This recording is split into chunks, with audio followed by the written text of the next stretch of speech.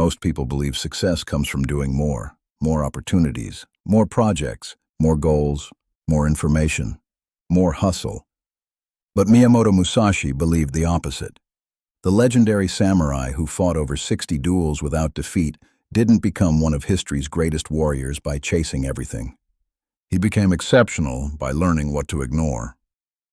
Today, we live in a world designed to steal our attention. Every notification asks for a response. Every headline promises something important.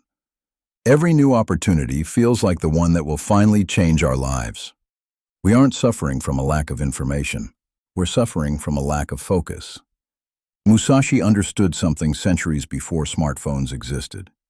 Every time you divide your attention, you divide your power. Imagine trying to sharpen 10 swords at once.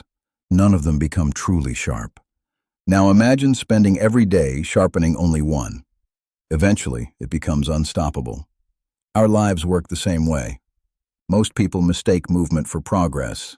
They stay busy, they answer emails, they start side businesses, they buy courses, they jump between hobbies, they consume endless advice. But months pass, years pass, and nothing truly changes. Not because they lack intelligence, because they never stay with one thing long enough for mastery to emerge. Musashi spent decades refining a single craft. He wasn't searching for shortcuts. He wasn't constantly reinventing himself. He wasn't comparing his path to everyone else's. He understood that greatness isn't created by constant change. It's created by relentless refinement. This doesn't only apply to swordsmanship.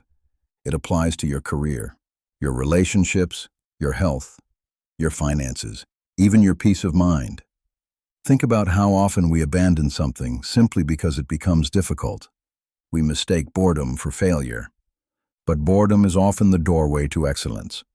Once the excitement fades, discipline takes over. And discipline is where mastery begins. Musashi warned against becoming distracted by countless techniques. He believed it was better to understand one principle deeply than memorize 100 without understanding. Today, we do the opposite. We read another productivity book, watch another motivational video, download another app, buy another planner. We collect systems instead of building habits. Knowledge feels productive. Practice actually is.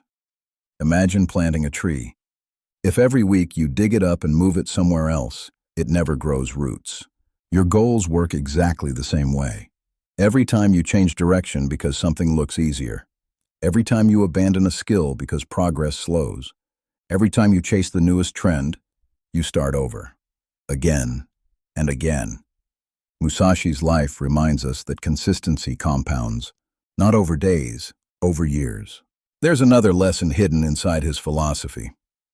Focus isn't just about deciding what to do. It's deciding what deserves to be ignored. Every yes is also a no. When you say yes to another distraction, you say no to becoming exceptional. When you say yes to endless scrolling, you say no to the book you wanted to write. When you say yes to another unnecessary meeting, you say no to improving your craft. When you chase every opportunity, you eventually lose the one that mattered most. Modern life rewards availability. Musashi rewarded commitment. There's a difference. Anyone can be busy. Few people become devoted. And devotion changes people. The best musicians, the best athletes, the best entrepreneurs, the best artists. None became extraordinary because they had more time. They became extraordinary because they protected their attention. Attention is your most valuable asset. Money can return. Energy can recover. Time moves forward. But attention determines how all three are spent. Musashi understood that every day you are becoming something, whether intentionally or accidentally. Your habits are shaping you. Your focus is shaping your habits. And your attention determines your future.